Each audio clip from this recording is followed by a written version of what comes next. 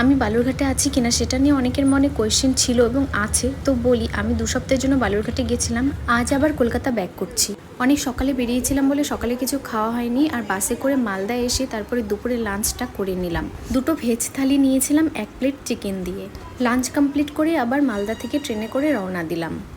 এখন বিয়ে হয়ে গেছে, নিজের বাড়ির মায়া কাটিয়ে মায়ের কাছ থেকে তো ফেরত যেতেই হবে। কয়েকদিন মায়ের কাছে থেকে অনেক আদর খাওয়া হয়ে গেল, তো এবার গিয়ে নিজেদের সেই ছোট্ট সংসারটাও তো দেখতে হবে। ভাগ্যিস একটা চাদর ক্যারি করেছিলাম বলে বের করে ঢাকা নিয়ে নিলাম, কারণ এসির মধ্যে এত ঠান্ডা লাগছিল আর বাইরে প্রচণ্ড বৃষ্টি হচ্ছিল, বাইরের ওয়েদারটাও অনেক ঠান্ডা ছিল।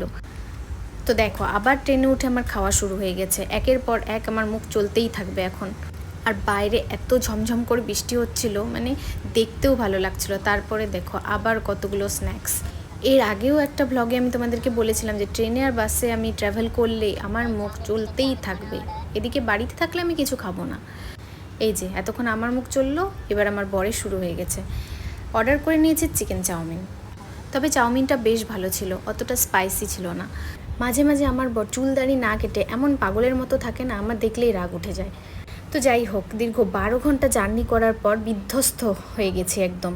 অবশেষে পৌঁছালাম, আর পৌঁছেই এই প্ল্যাটফর্ম ধরে অনেকটা হাঁটতে হলো লাগেজ নিয়ে। উফ, আর পারছি না, মানে সারাদিন জার্নি করার পর এতটা হাঁটলাম, হেঁটে তারপরে ক্যাব বুক করে নিলাম।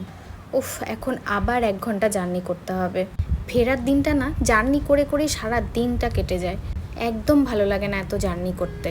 আর বালুরঘাটে তো আমার আসা যাওয়া চলতেই থাকে, কারণ আমার মা এখনও পুরোপুরিভাবে সুস্থ নয়, তাই আমার আসা যাওয়া লেগেই থাকে। তো অবশেষে পৌঁছে গেলাম আমাদের ফ্ল্যাটের সামনে। তখন লাগেজ নামিয়ে বাড়ি গিয়ে খাওয়া দাওয়া করে শান্তির ঘুম দেব। তো ভিডিওটা এখানেই শেষ করলাম, বাই।